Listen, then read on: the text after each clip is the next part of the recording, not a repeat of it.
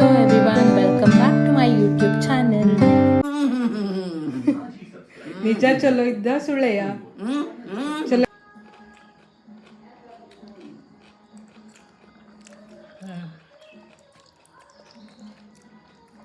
ಈಗ ನಾನು ಪಾಸ್ತಾಗೆ ಸ್ವಲ್ಪ ದೇಸಿ ಟಚ್ ಕೊಡೋಣ ಅಂತ ಅಷ್ಟೇ, ಒಂದು ಸ್ವಲ್ಪ ಜೀರಿಗೆ. ಸೊ ಈಗ ಪಾಸ್ತಾ ಸ್ವಲ್ಪ ಅನ್ಹೆಲ್ದಿ ಅಂತ ಹೇಳ್ತಾರಲ್ಲ. ಹಾಯ್ ಹೆಲೋ ನಮಸ್ಕಾರ ಎಲ್ಲರಿಗೂ. ಇವತ್ತು ನೋಡ್ತಿರ್ಬೋದು ಮಳೆ ಬರ್ತಾ ಇದೆ. ಈಗ ಬೆಳಗ್ಗೆ ಅಂದರೆ ಬೆಳಗ್ಗೆಯಿಂದ ತುಂಬ ಬಿಸಿಲು, ಅದಕ್ಕೆ ಬೇಜಾರಾಗಿಬಿಟ್ಟಿತ್ತು. ಸೊ ಈಗ ಸ್ವಲ್ಪ ಮಳೆ ಬಂದಿದ್ದಕ್ಕೆ ಖುಷಿಯಾಗಿ ಏನಾದರೂ ಬಿಸಿ ಬಿಸಿದು ತಿನ್ನಬೇಕು ಅನ್ನಿಸ್ತಾ ಇದೆ, ಚೆನ್ನಾಗಿರೋದು. ಅದಕ್ಕೆ ಈಗ ವೈಟ್ ಸಾಸ್ ಪಾಸ್ತಾ ಮಾಡೋಣ ಅಂತ ಹೊರಟಿದ್ದೀನಿ. ಆ ರೆಸಿಪಿನ ನಿಮ್ಮ ಜೊತೆ ಕೂಡ ಶೇರ್ ಮಾಡಬೇಕು ಅಂತ ಇದ್ದೀನಿ. ಸೊ ನೋಡ್ಕೊಬರೋಣ ಬನ್ನಿ. ಇದು ವೈಟ್ ಸಾಸ್ ಪಾಸ್ತಾ ಮಾಡೋಕ್ಕೆ ನಾನು ತೊಗೊಂಡಿರೋ ವೆಜಿಟೇಬಲ್ಸ್. ನೀವು ಬೇಕಿದ್ದರೆ ಇನ್ನು ಕೆಲವೊಂದು ವೆಜಿಟೇಬಲ್ಸ್ ನಿಮಗೆ ಇಷ್ಟದ ಪ್ರಕಾರ ಆ್ಯಡ್ ಮಾಡ್ಕೊಳ್ಬೋದು, ಲೈಕ್ ಕ್ಯಾಪ್ಸಿಕಮ್ ಇದನ್ನೆಲ್ಲ ಆ್ಯಡ್ ಮಾಡ್ಕೊಬೋದು.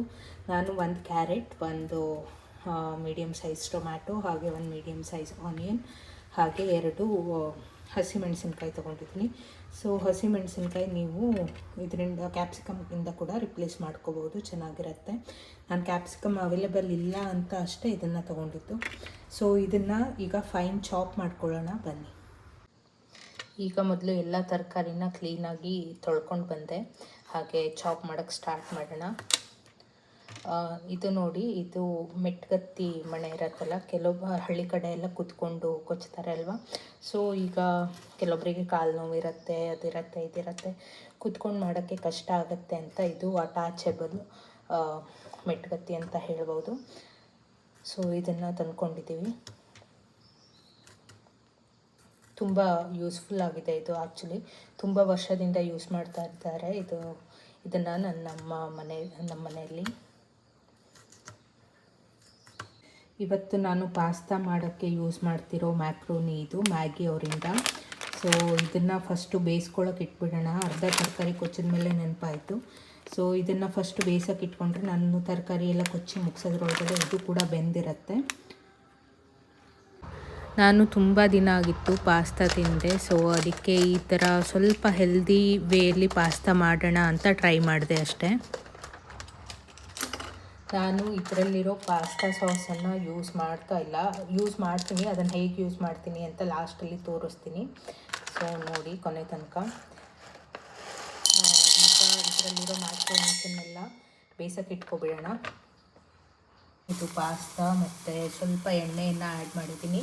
ಸೊ ಅದು ಬೇಯೋದ್ರೊಳಗಡೆ ಇಷ್ಟನ್ನು ಕಟ್ ಮಾಡಿ ಮುಗಿಸ್ಕೊಬಿಡೋಣ.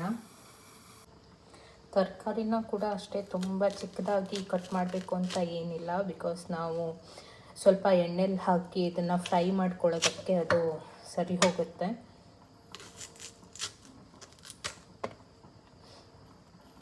ಸೊ ಅದ ಮೀಡಿಯಮ್ ಸೈಜಲ್ಲಿ ಹೇಗೆ ಬರುತ್ತೋ ಹಾಗೆ ಕಟ್ ಮಾಡಿಕೊಂಡ್ರೆ ಸಾಕಾಗುತ್ತೆ.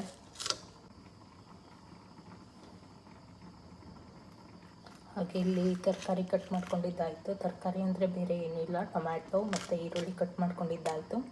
ಈಗ ಮಿರ್ಚಿಯನ್ನು ಸ್ವಲ್ಪ ಕಟ್ ಮಾಡ್ತಾ ಇದ್ದೀನಿ. ಇದನ್ನು ಕ್ಯಾಪ್ಸಿಕಮ್ ಕೂಡ ನೀವು ಆ್ಯಡ್ ಮಾಡ್ಕೋಬೋದು. ಇದು ಅಷ್ಟೊಂದು ಖಾರ ಇಲ್ಲ, ಸೊ ನಾನು ಇದನ್ನು ಆ್ಯಡ್ ಮಾಡ್ತೀನಿ. ಈಗ ತರಕಾರಿ ಎಲ್ಲ ಕೊಚ್ಚಿದ್ದಾಯಿತು. ಇನ್ನು ಕ್ಯಾರೆಟ್ ಒಂದಿದೆ. ಕ್ಯಾರೆಟನ್ನು ಕೊಚ್ಚೋ ಬದಲು ತುರ್ಕೊಬಿಡೋಣ, ಬೇಗ ಬೇಯುತ್ತೆ. ಸೊ ಇದು ಯೂಸ್ ಮಾಡಾದಮೇಲೆ ಇದನ್ನು ಈ ಥರ ಮಡಚಿಡ್ಬೋದು. ಸೊ ಇಲ್ಲಿ ನಾವು ಈಗ ಕ್ಯಾರೆಟ್ ತುರ್ಕೊಬಿಡೋಣ. ಇದು ಮಾಂದ್ರೆಯಲ್ಲಿ ಕ್ಯಾರೆಟನ್ನು ತುರಿತಿದ್ದೀನಿ. ಸೊ ಕ್ಯಾರೆಟ್ ಸಿಪ್ಪೆ ಕೂಡ ತೆಕ್ಕೊಬಿಡೋಣ. ಸ್ವಲ್ಪ ಮಣ್ಣಿರತ್ತಲ್ಲ ಮೇಲ್ಗಡೆ, ಚೆನ್ನಾಗಿ ಅನಿಸಲ್ಲ.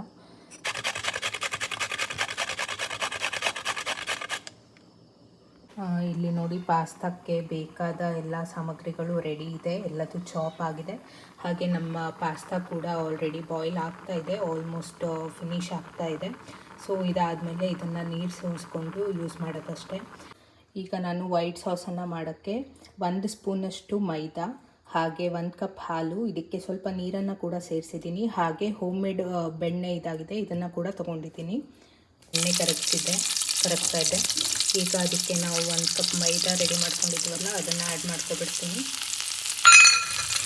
ಆ್ಯಡ್ ಮಾಡಿ ಸ್ವಲ್ಪನೇ ತಿರುಗಿಸ್ಕೊಳ್ಳೋಣ. ಈಗ ನೋಡಿ ಇದಕ್ಕೆ ಸ್ವಲ್ಪ ಸ್ವಲ್ಪ ಹಾಲು ಹಾಕಿ ಈ ಥರ ಇದು ಮಾಡ್ಕೋಬೇಕು. ಅದನ್ನು ಸ್ವಲ್ಪ ತಿಕ್ ಕನ್ಸಿಸ್ಟೆನ್ಸಿ ಬರೋ ತನಕ ವೇಟ್ ಮಾಡಿ. ಇನ್ನೊಂದು ಸ್ವಲ್ಪ ಹಾಲು ಹಾಕೋಣ.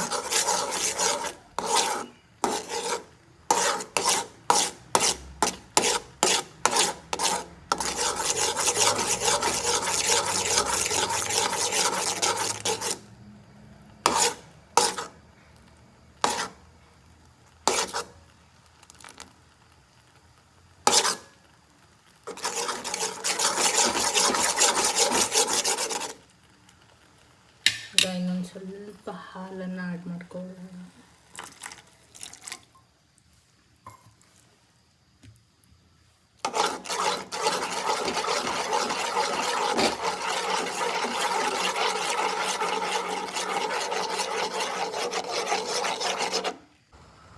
ಈಗ ನಮ್ಮ ವೈಟ್ ಸಾಸ್ ಪಾಸ್ತಾ ರೆಡಿ ಆಗ್ತಾ ಇದೆಯಲ್ಲ, ಹಾಗೆ ಈ ಮ್ಯಾಗಿ ಪಾಸ್ತಾ ಕವರಲ್ಲೂ ಒಂದು ಪ್ಯಾಕ್ ಬಂದಿದೆಯಲ್ಲ, ಸೊ ಇದನ್ನು ಕೂಡ ಅದೇ ಸಾಸಿಗೆ ಆ್ಯಡ್ ಮಾಡ್ಕೊಳ್ಳೋಣ.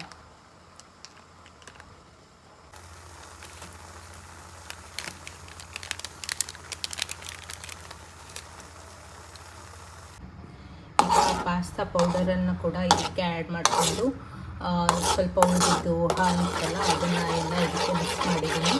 ಸೊ ಇದನ್ನು ಸ್ವಲ್ಪ ಸ್ಟಿರ್ ಮಾಡಿ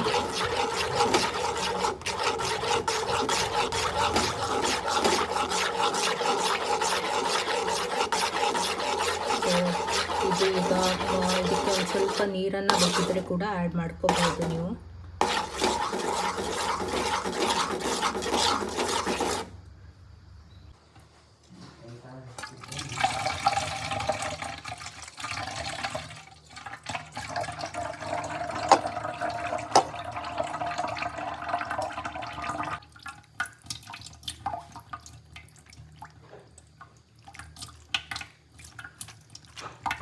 ಸೊ ನೀರನ್ನೆಲ್ಲ ನೀಟಾಗಿ ಸೋಯಿಸ್ಕೊಂಡು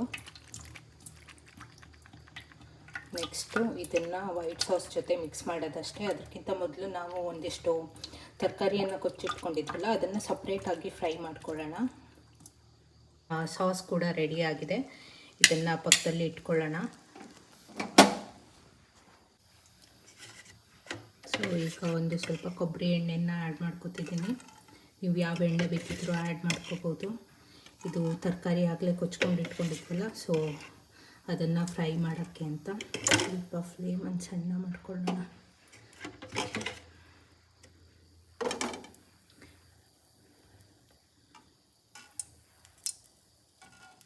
ಸಾಕನ್ಸುತ್ತೆ. ಇಲ್ಲಿ ಸ್ವಲ್ಪ ಗಾರ್ಲಿಕ್ ಕೂಡ ನಾನು ಚಾಪ್ ಮಾಡಿ ಇಟ್ಕೊಂಡೆ. ಸೊ ಅದನ್ನು ಈಗ ಬಿಸಿ ಬಿಸಿ ಎಣ್ಣೆಗೆ ಹಾಕಿ ಫ್ರೈ ಮಾಡ್ಕೊಳ್ಳೋಣ. ಈಗ ನಾನು ಪಾಸ್ತಾಗೆ ಸ್ವಲ್ಪ ದೇಸಿ ಟಚ್ ಕೊಡೋಣ ಅಂತ ಅಷ್ಟೇ ಒಂದು ಸ್ವಲ್ಪ ಜೀರಿಗೆ ಹಾಗೆ ಸಾಸಿವೆಯನ್ನು ಆ್ಯಡ್ ಮಾಡ್ತಾಯಿದ್ದೀನಿ.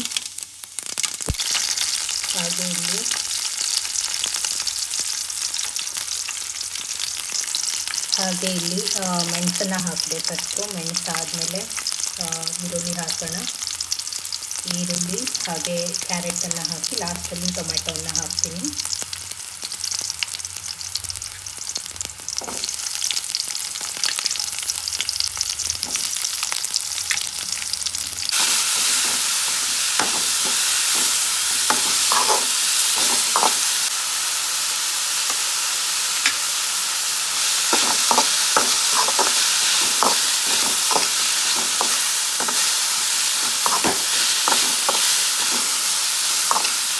ಈಗ ನಾವು ಅದನ್ನು ಏನು ಫ್ರೈ ಮಾಡ್ಕೊಂಡಿದ್ದೀವಲ್ಲ ಅದನ್ನು ನಮ್ಮ ಸಾಸ್ ಇದೆಲ್ಲ ಅದಕ್ಕೆ ಟ್ರಾನ್ಸ್ಫರ್ ಮಾಡ್ಕೊಬಿಡೋಣ.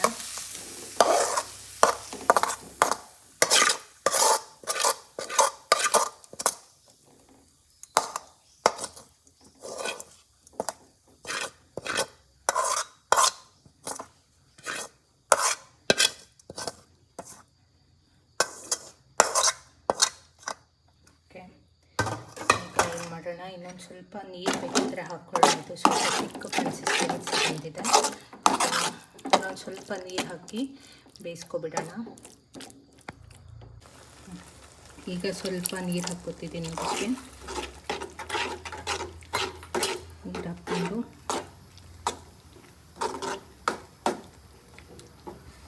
ಇದರದ್ದು ಉಪ್ಪು ಎಲ್ಲ ಸರಿಯಾಗಿದೆಯಾ ಅಂತ ಒಂದು ಸ್ವಲ್ಪ ಟೇಸ್ಟ್ ನೋಡ್ಕೊಬಿಡೋಣ. ಈಗಲೇ ಸ್ವಲ್ಪ ಉಪ್ಪು ಬೇಕು.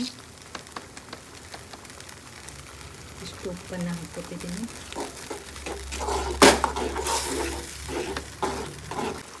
ಓಕೆ, ಈಗ ನಾವು ಆಗಲೇ ಬೇಯಿಸ್ಕೊಂಡು ಸೋಸ್ಕೊಂಡಿದ್ದನ್ನು ಪಾಸ್ತಾವನ್ನು ಇದಕ್ಕೆ ಹಾಕ್ಕೊಬಿಡೋಣ.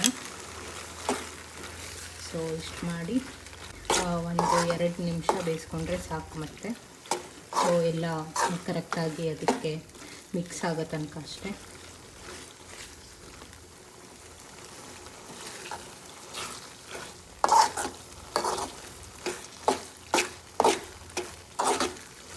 ನೋಡಿ, ನಾನು ಹಾಕಿದ್ದು ಒಂದೇ ಒಂದು ಪ್ಯಾಕೆಟ್ ಚೀಸ್ ಮ್ಯಾಕ್ರೋನಿ.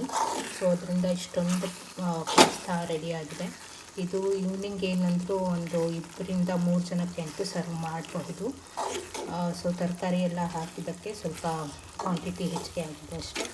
ಸೊ ಇದು ಈಗ ಬಿಸಿ ಬಿಸಿಯಾಗಿ ರೆಡಿಯಾಗಿದೆ. ಇದನ್ನು ಸರ್ವ್ ಮಾಡಿಕೊಂಡು ತಿನ್ನೋಣ.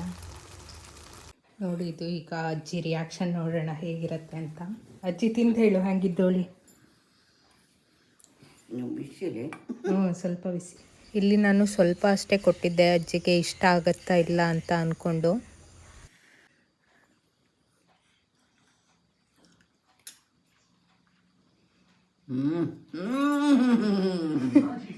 ನಿಜ ಚಲೋ ಇದ್ದ ಸುಳ್ಳೆಯ? ಚಲೋ ಇದ್ದ? ಖಾರಜ್ಜ ಹುಳಿ ಖಾರ ಎಲ್ಲ ಖಾರ. ನಾನು ಪಾಸ್ತಾ ಮಾಡಿ ಮುಗಿಸಿ ಬರೋ ಅಷ್ಟರಲ್ಲಿ ಮಳೆ ಎಲ್ಲ ನಿಂತುಬಿಡ್ತು. ಸೊ ಈಗ ಏನು ಮಾಡೋಕ್ಕೂ ಆಗಲ್ಲ, ತಿನ್ನಬೇಕು ಅಷ್ಟೇ.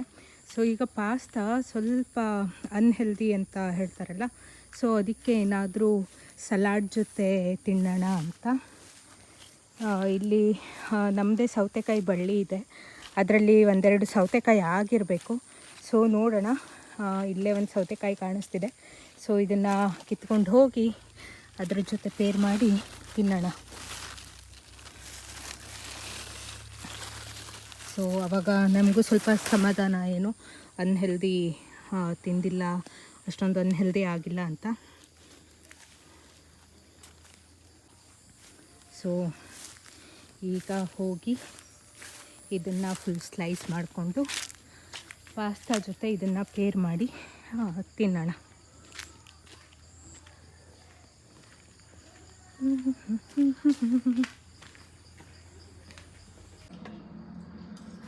ಹೆಂಗಿದ್ದು? ಸೂಪರ್ ಅಜ್ಜ.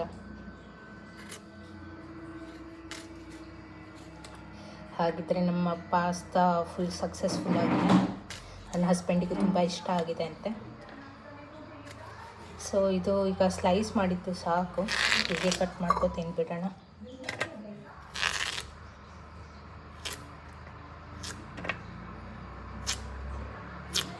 ಸ್ಲೈಸ್ ಯಾಕೆ ಮಾಡಿದೆ ಅಂದರೆ ನಮ್ಮ ಅಜ್ಜಿಗೆ ತಿನ್ನೋಕ್ಕಾಗಲ್ಲ ಈ ಥರ ಹೋಳು ಮಾಡಿ ಕಟ್ ಮಾಡಿದ್ರೆ. ಸೊ ಅದಕ್ಕೆ ಅಜ್ಜಿಗೆ ಅಂತ ಸ್ಲೈಸ್ ಮಾಡಿದ್ದೀನಿ.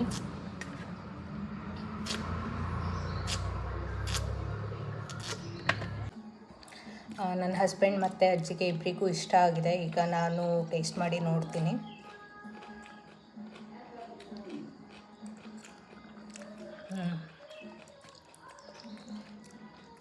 ಚೆನ್ನಾಗಿದೆ, ನಿಜ ಚೆನ್ನಾಗಿದೆ.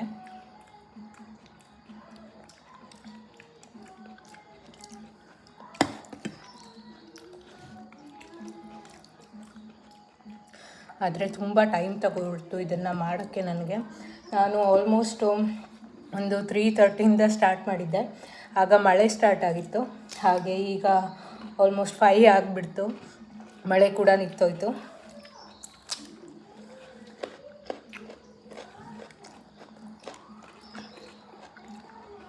ಹಾಗೆ ನಿಮಗೆ ಇವತ್ತಿನ ಈ ವಿಡಿಯೋ ಇಷ್ಟ ಆಗಿದ್ದರೆ ಪ್ಲೀಸ್ ಲೈಕ್ ಮಾಡಿ, ಶೇರ್ ಮಾಡಿ, ಹಾಗೆ ಸಬ್ಸ್ಕ್ರೈಬ್ ಮಾಡೋದನ್ನು ಮರಿಬೇಡಿ. Thank you.